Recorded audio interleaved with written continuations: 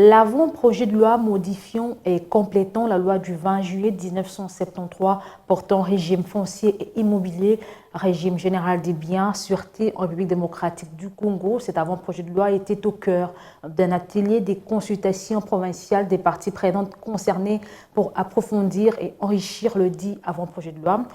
Organisée à Matadi par la coalition des femmes leaders de l'environnement et du développement durable, cette consultation visait à faire bénéficier à la province des dividendes de cet avant-projet de loi une fois adopté et promulgué. Dadi Simbadio nous signe ce reportage.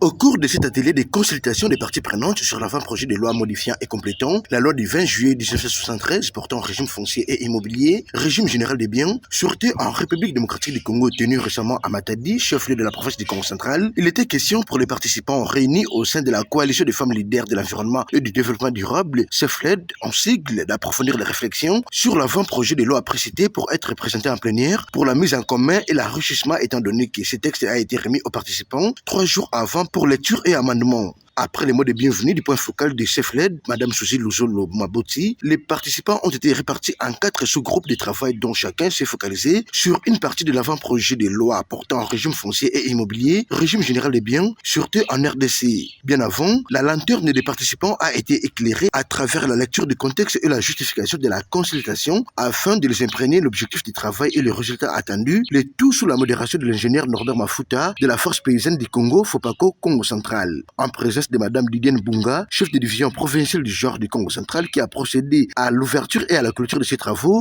les points focaux du CEFLED, Mme Suzy Luzolo Maboti, a remercié les participants tout en admirant leur dévouement et leur implication qui a valu le résultat comme contribution à la consultation nationale du Congo central sans lesquelles cette province resterait en marche.